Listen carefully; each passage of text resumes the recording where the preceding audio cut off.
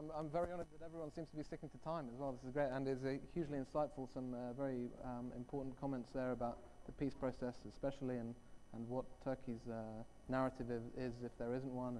And thank you very much for those insights. And now I'll bring on Max to finish off there. Thank you.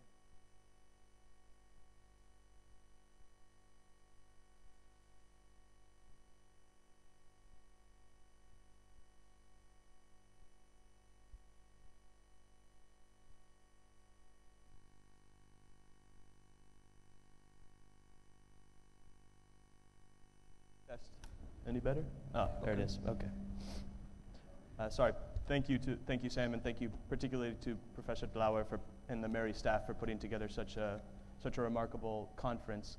I wanted to talk particularly about the U.S. role in the war against ISIS as the token representative of Washington up here. But first, this is obviously a regional problem, so I'll touch on both Iraq and Syria.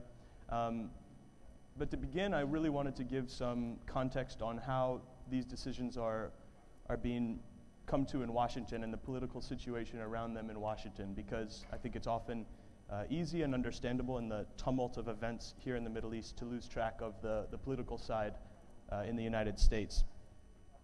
President Obama in 2008 defeated Hillary Clinton in the Democratic primary, which eventually, of course, led to the presidency. In that campaign, he was really running as the anti-war candidate. He said that famously that he wants to be a president who ends wars, not a president who begins wars. He said that we need to focus on nation building at home after many years of deep involvement in Iraq and in Afghanistan.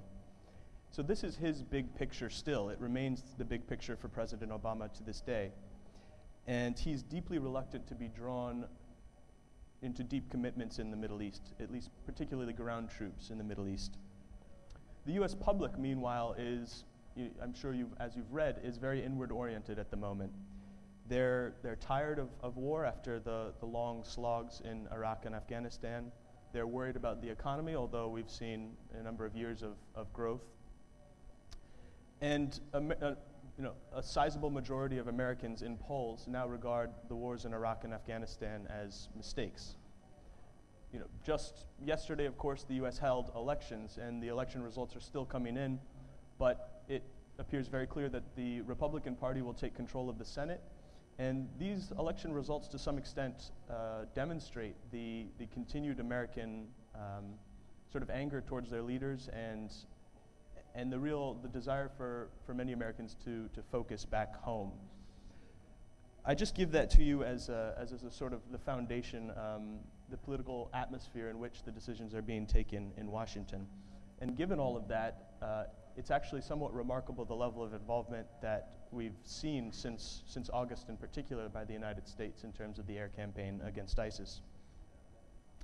I also wanted to briefly address one central criticism of the U.S. approach towards this problem, and it's focused in Syria in this case, and that's the accusation that the United States is ignoring Assad by focusing on ISIS. There's, I think, some merit to that criticism. They have a point. The U.S. needs to clarify how the long-term strategy will eventually deal with the regime of Bashar al-Assad. But I think President Obama, given his political constraints at home and looking at the situation in Syria, concluded several years ago that there was little he could do short of a large-scale ground invasion, which he did not want and which the Syrians did not want, to remove President Assad and Bashar al-Assad and then stabilize Syria subsequently. So I just wanted to address that before getting into the details of the campaign. I'd also say that in both Iraq and Syria, the use of U.S. military force, primarily the Air Force, has to be very careful given our history in the region. The U.S. and President Obama are deeply concerned and do not want to be seen as any one group's Air Force in either country, in either divided country. They don't want to be seen as taking sides in what in Syria is a civil war and in what in Iraq is at least halfway there, I'd say. And finally, President Obama and the U.S. administration believe that at a fundamental level, the future of these countries, of course, has to be decided by the people of those countries. And the U.S. cannot dictate. They can help shape towards a positive outcome, but they cannot dictate the outcome. So that's the context, I think the wider context of the U.S. strategy and the war against ISIS. I want to turn now briefly to talk about how the campaign is going so far. First, it's still very early. As we've heard already, and I'm sure we'll hear again, this is going to be a long-term campaign to push ISIS back and eventually reach political arrangements with the groups you can negotiate with and eliminate the groups you cannot negotiate with, sort of core ISIS members. But the air campaign and the cooperation of forces on the ground has achieved some important things already. First, it helped stop the psychological momentum that ISIS had built up in the wake of the fall of Mosul. If you think back to those days in June and July, it seemed as if ISIS was carrying everything before them, and people wondered what would stop them. I think we've gotten past that. It's clear that we've seen the sort of high water mark of ISIS in the region. And that's thanks in part to the air campaign. Second, and this is a very important military point, the air campaign has taken away ISIS's mobility and their ability to concentrate forces. In the early days of their campaign, they could mass forces against small outposts or small towns and overwhelm the defenders, and that contributed to this psychological momentum that they built up. Now they cannot mass their forces or an airstrike will hit them, and they can't be as mobile because the United States and the coalition partners will hit their convoys on the roads. That's very important. It sort of evens the playing field. And third, the US and the coalition involvement has provided intelligence and aerial surveillance to partners on the ground that was not there before. This has allowed partners like the Peshmerga and the Iraqi security forces, and now the YPG fighters in Syria, it has allowed them to anticipate where ISIS will strike and to react in a timely fashion to those offensives. And that's very important as well. So I think that overall the momentum has, at least, if it hasn't shifted, it's evened out. I don't think we'll see drastic ISIS expansion any further. But as US officials keep saying, and everyone here knows well, this is going to be a long campaign, and to push ISIS out of the urban areas they control will be very, very difficult. And that cannot be done from the air, as we keep hearing. These are densely populated urban environments in Mosul and Fallujah, and the United States and the coalition will not conduct large-scale airstrikes in areas where there are civilians and where casualties will be a large problem. So, of course, we need strong partners on the ground, and this goes back to the U.S. not being able to dictate results, but having to help partners in the region decide their own destiny. In Iraq and recently in northern Syria, the U.S. has strong partners in the Kurdish political and military groups. Their U.S. and partners are working to rebuild the Iraqi security forces after years of corruption and of neglect. That means equipment, that means training, and that is a long and very difficult process. I think the Iraqi security forces collapsed surprised everyone, including the United States. So that is high on the list of priorities. And alongside with the equipment and the training, there is, of course, the need to reform the security forces and make them more open and more body that all Iraqis can respect and cooperate with, and that is absolutely crucial. And finally, particularly in Anwar, and then huge issue in Syria, is the need for outreach to Sunni groups. And this is probably the biggest challenge moving forward, to peel away the more moderate, the more reasonable Sunni groups who have, if not cooperated to ISIS's advance in certain areas. That is crucial. This problem will not be solved without Sunni cooperation in the campaign in a large way. So that is perhaps the largest political challenge moving forward. In Syria, partly due to U.S. reluctance, and we don't think we want to debate the history too much, but partly because the U.S. was slow to engage on Syria, we have fewer partners. And that's why what happened in Kobani, as Mr. Muslim was talking about, was such a dramatic turning point.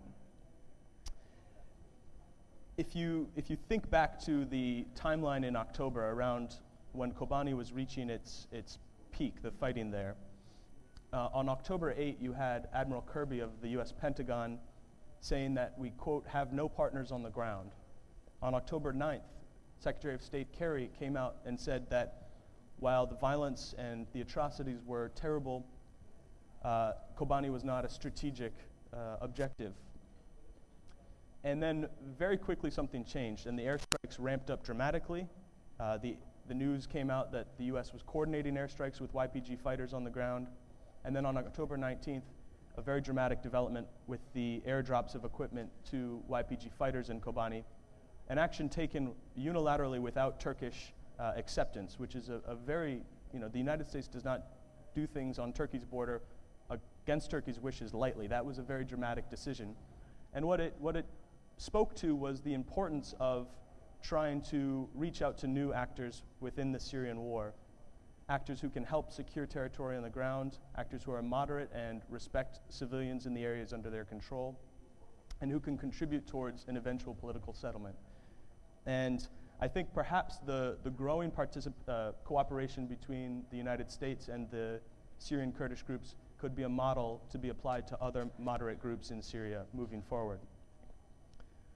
So now to talk about the campaign going forward and what to expect. In Syria and, of course, in Iraq, there is only a political solution to these problems. In Syria, though, right now, there is no space for those political negotiations. The war has gotten too terrible, the factions are too divided, and there's too much hatred and violence in the past. So the plan must be moving forward in Syria to create conditions which would allow for political negotiation. And that, I think, is what you see. The United States and coalition allies are trying very slowly, I grant you, put the pieces in place, perhaps lead to a pause in the fighting and some sort of, but it's a very difficult process. And it's a political end goal that explains why the bombing campaign has targeted. We've in our work, the United States doing more. Why aren't they hitting more ISIS targets? And there can only be a political solution. The United States can't casualties. They have to be very precise. They have to be very targeted, or else they'll end up alienating Sunni groups who will be central to solving the problem in the end. I'd also add that the campaign is very expensive. The United States is using $500,000 missiles to take out a $20,000 pickup truck. That speaks to the very targeted and political nature of the air campaign. And finally, as the President and U.S. officials keep saying, the airstrikes can only go so far until there are partners on the ground who can secure these areas and deliver basic governance and replace some basic services to the areas. And that's why I think moving forward, you'll see the United States pressuring their new partners in Syria, the YPG and the PYD. You'll see them pressuring them to work with the moderate, non-Kurdish Sunni opposition. You'll see the U.S. train and equip program, which has been very slow to get started. You'll see that start to work over the next year and a half. The plan is to train 10,000, 15,000 moderate fighters. It's a very difficult task to find and vet these moderate fighters and then train them and arm them and send them back into Syria. So it's a very difficult process. But then, in Iraq, I think the need for some sort of National Guard deal, and we leave this, of course, to Iraqis, but some sort of National Guard deal to accommodate Sunnis into providing security in their areas will be central. And of course, from all parties, there needs to be tremendous political restraint. to avoid deepening the tensions and the divisions which are already present. In all of this, the United States hopes to be a partner. It will refuse to be drawn onto one particular group's side against the other. The United States is interested in stabilizing the situation and in trying to improve the conditions for the people of the region. And so I think that will dictate all of the military options moving forward. I don't think you will see any meaningful deployment of U.S. ground forces. I don't think anyone here wants that. I don't think anyone in the United States wants that. So it's a question of what we can do to help arm, to help provide intelligence, to help with air support in a military campaign to defeat ISIS, but within the wider political context and going towards a political settlement that can last and that can prevent this from happening again. So I'll leave it at that. I hope we can get into details of the campaign in the question session, but thank you very much, and thank you again to Professor Dalay and to MERI. Well, I'd like to thank Max. I think it's very important to have that Washington perspective, and it's been very insightful. And I'd like to thank all three of our panelists. All three have traveled far to be here, so it's very, very good of them to be here. I will now abuse my position as chair before we go to the floor, because I'm now in a position of power and I get to ask these guys some questions before I open. So quickly, very quickly, I would like to ask Anwar Muslim a question, and it goes back to some of the statements that have been said. At the moment, we're seeing Peshmerga fighters in Kobani. It's undoubtedly true that YPG has been the most effective fighting force against the Islamic State in Syria. That's an undoubted fact.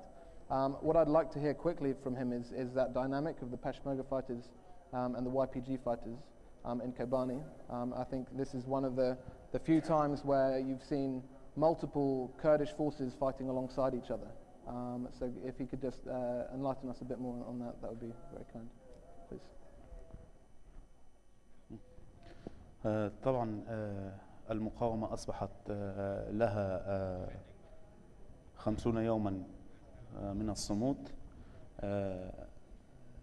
إضافة إلى قوات البيشمركة ودعمهم لإخوانهم في مقاطعة كوباني. هناك المجتمع الدولي أيضا قامت بدعم وحدات حماية الشعب ودعم المقاطعة ودعم المدنيين، سواء عن طريق ضرب أماكن تمركز أسلحة الداعش الثقيلة. فنحن نعرف أن داعش استولى على أسلحة من موصل، وهي سلاح من حلف الناتو، بالإضافة إلى أسلحة المستولى عليها في محافظة رقة وهي من حلف وارسو سابقا. فكل هذه الأسلحة أتى بها إلى المقاطعة الصغيرة الجغرافية بهدف انتهاك وارتكاب المجازر. فمشكورا التحالف الدولي بقيادة الولايات المتحدة الأمريكية على دعمها لهذه القوات الصغيرة التي لا تمتلك سوى أسلحة خفيفة إمكانياتها بسيطة، بالإضافة إلى بنات في ريعان شبابهم لا يتجاوز أعمارهم بين 18 إلى 40 سنة، بالإضافة إلى الشباب. فأي دعم من مجتمع دولي له إيجابية وله تأثير على مجريات المقاومة. مجيء البيشمركة كان له الدور الأكثر في تعزيز هذه المقاومة والتقدم نحو التحقيق المزيد من الانتصارات على مستوى كوباني. Thank you for that.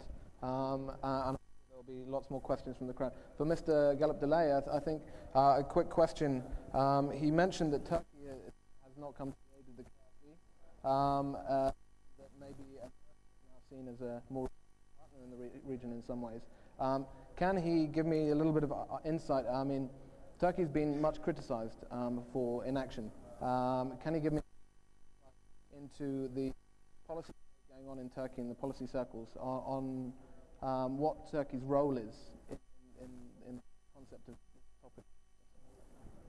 Well, I think like debate in Turkey is along more.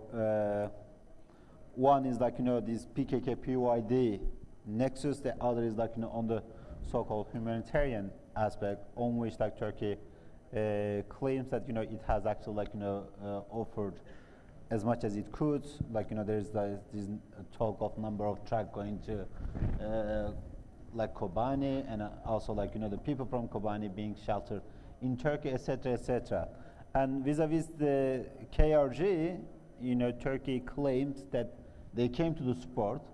When you talk with the people in Ankara, with the foreign ministry officials, they claim that they came to the support. They support they even offer some some weapons as well, but they could not disclose it at the time, especially due to some reasons. One of them is domestic political calculation, and the other one is back that it was just run up to the presidential election. So in order not to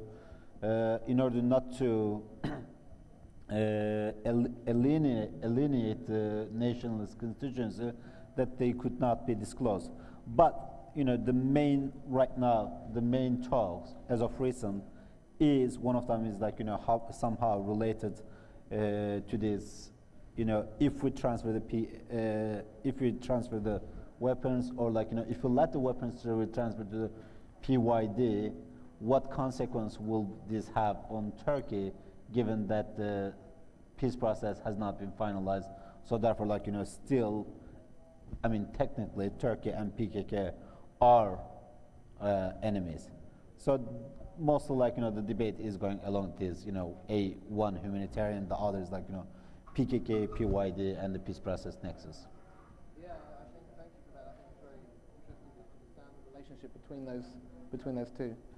Max, a quick question. A lot is talked about American airstrikes, and less is talked about the efforts that have been, and so far covert efforts to arm, especially in Syria, let's say moderate opposition groups. And what we've seen recently is a number of TOW anti-tank weapons getting into the hands of ISIS that have originally been given to moderate groups. This is a dynamic that is part of the US strategy, and they've been open about this. But can you just enlighten us a bit more about the difficulties of this strategy? Thank you. Certainly. I think, as I mentioned, the US in the initial stages of the Syrian war was very reluctant to add more weapons to what was already a very violent confrontation. But it became clear that the moderate groups were being squeezed out by more radical groups in the war. And so the United States took these initial steps to arm very small groups of fighters. I think we've seen that program was run by the CIA. It was a covert program. I think we saw a number of shortcomings there. First, there were tremendous difficulties vetting the fighters, and there were tremendous political sensitivities in the United States to the possibility that these arms would end up in the wrong hands.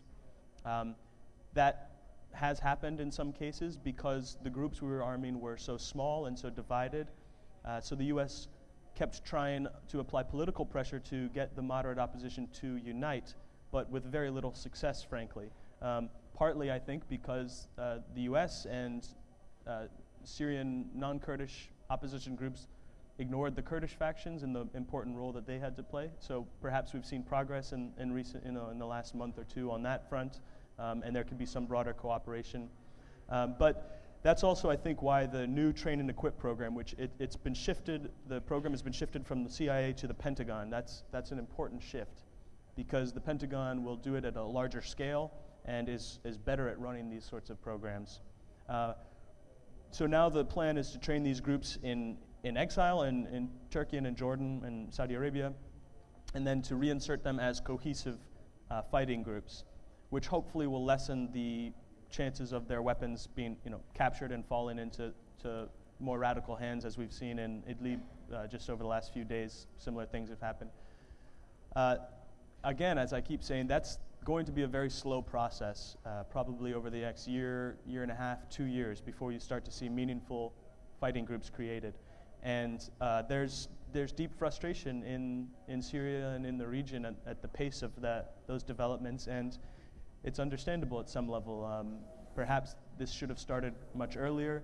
I think the president and the U.S. officials felt that more weapons would not help the situation. They were still hopeful of a political settlement, but at this point it's clear that there needs to be some sort of military stabilization before any sort of negotiation can take place. So I think that's how we'll see it happen moving forward. But again, it's a very difficult task, and it's almost inevitable that some U.S. weapons will end up in the wrong hands. That was not just the case in Syria, of course, that was the case in Iraq with the collapse of the Iraqi security forces in Mosul and in Anwar. So that's almost inevitable, but hopefully we can take steps to limit that happening. Thank you. Thank you all. And thank you for appeasing me and letting me ask some questions. Now, I'd like to open the questions to the floor.